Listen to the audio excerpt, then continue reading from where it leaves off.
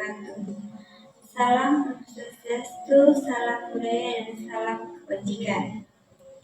Perkenalkan, nama saya Musdalifah dengan NIM 241530790, Prodi Pendidikan Pancasila dan Kewarganegaraan Angkatan 2024. Dengan menyelesaikan tugas mata kuliah pengantar hukum Indonesia, ialah tugas UAS individu video tentang hukum perdata dengan dosen pengampu Bapak Zulfikar Putra SHMPD. Baik, pada kesempatan kali ini saya akan membahas tentang mengenai hukum perdata. Akan tetapi, sebelum masuk lebih jauh mengenal hukum materi-materi dalam hukum perdata, ada baiknya kita mengetahui 4 hal yang mendasar dalam hukum perdata. Ketika mengawali pembicaraan hukum perdata, itu sendiri yang pertama itu mengenal tentang pengertian hukum perdata. Kemudian yang kedua, mengenai sejarah hukum perdata di Belanda dan di Indonesia. Kemudian yang ketiga adalah dasar berlaku perdata di Indonesia. Terakhir, mengenai sistematik hukum perdata. Jadi, hukum perdata adalah hubungan yang mengatur hubungan hukum antara yang satu dengan orang yang lain di dalam masyarakat yang menitik beratkan pada kepentingan perseorangan atau pribadi. Sedangkan menurut para ahli, menurut Prof. Subekti, perkataan hukum perdata dapat diartikan dalam bentuk arti luas maupun sempit. Hukum perdata dalam arti luas yakni hukum perdata dalam bentuk hukum perdata material dan hukum perdata formal. Hukum perdata material adalah peraturan-peraturan hukum yang mengatur hak dan kewajiban dalam bidang hukum perdata. Sedangkan hukum perdata formal adalah peraturan hukum yang mengatur tentang bagaimana cara mempertahankan hukum material.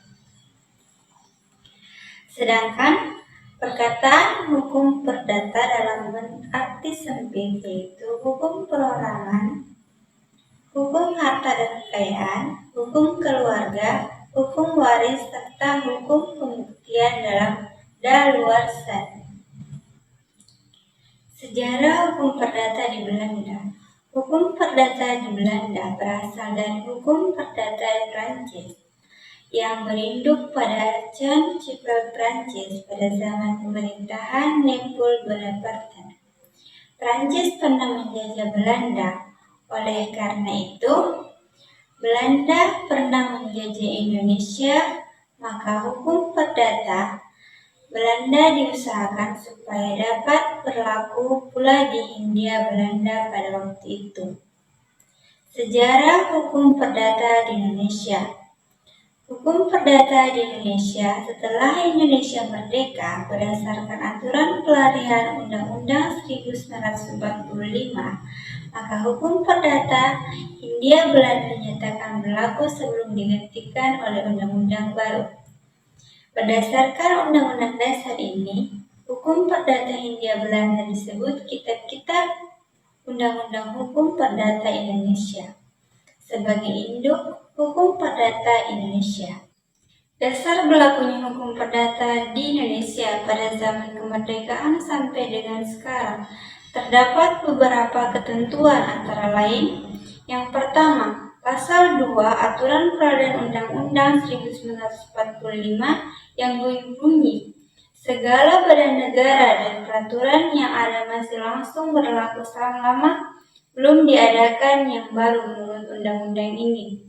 Pasal 142 Ketentuan Peralihan Undang-Undang 1950, Peraturan Undang-Undang dan ketentuan-ketentuan tata usaha negara yang sudah ada pada tanggal 17 Agustus 1950, tetapi berlaku dengan tidak berubah sebagai peraturan-peraturan RI sendiri selama dan sekedar peraturan-peraturan dan ketentuan-ketentuan itu tidak dicabut, ditambah atau diubah oleh undang-undang dan ketentuan tata usaha atau kuasa undang-undang ini. 3. Pasal 197 Ketentuan Peralihan Konstitusi RIS.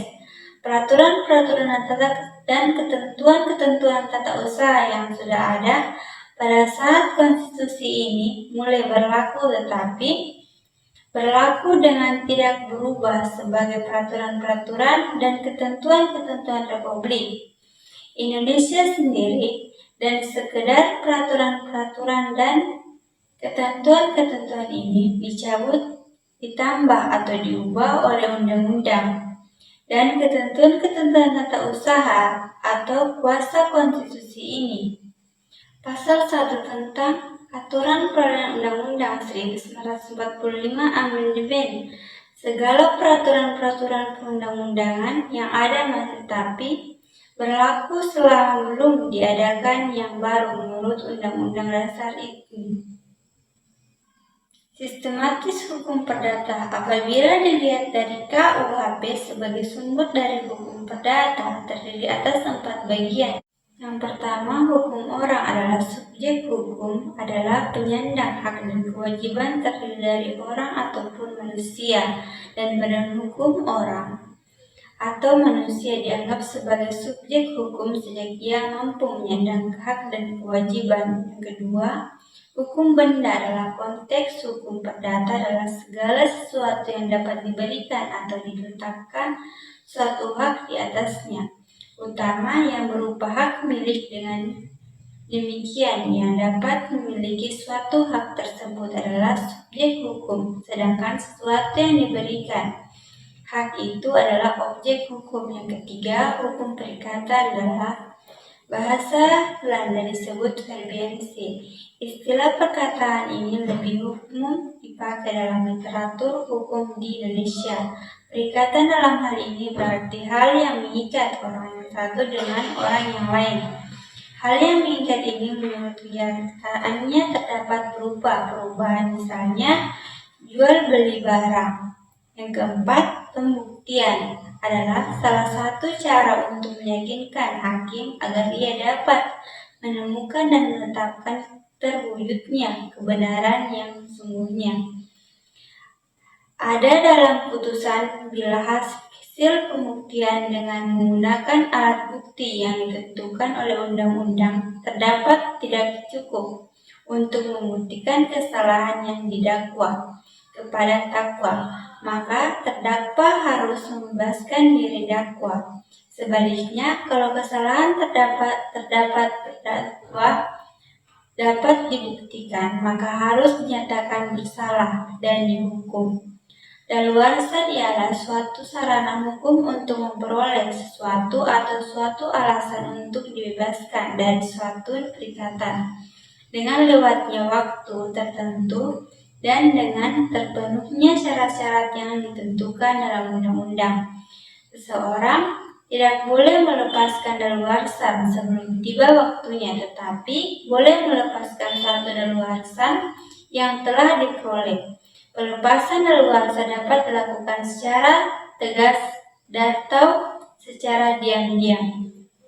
Sementara menurut ilmu pengetahuan, hukum perdata material dibagi dalam 4 bagian. Yang pertama, hukum perorangan atau hukum pribadi adalah memuat peraturan-peraturan hukum yang mengatur tentang seorang manusia sebagai pendukung hak dan kewajiban, tentang umur, kecakapan untuk melakukan perbuatan hukum, tempat atau domisili, dan sebagainya.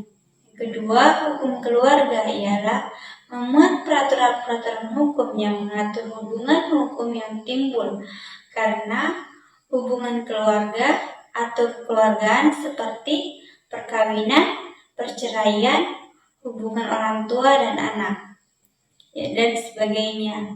Yang ketiga, hukum harta kekayaan ialah memuat peraturan-peraturan hukum yang mengatur hubungan hukum seorang dalam lapangan harta kekayaan seperti perjanjian, hak milik, gadaian, dan sebagainya.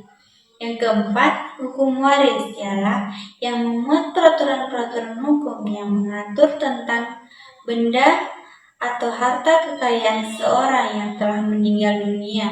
Dengan kata lain, hukum waris ialah hukum yang mengatur peralihan benda dari orang yang meninggal kepada orang yang masih hidup.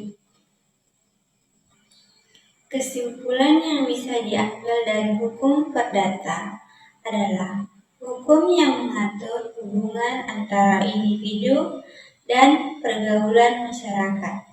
Jadi, hukum perdata adalah hubungan pokok yang mengatur kepentingan-kepentingan perorangan. Itu saja mungkin materi yang bisa sampaikan, kurang dan lebihnya mohon dimaafkan. Wabillahi taufiq wal hidayah. Wassalamualaikum warahmatullahi wabarakatuh.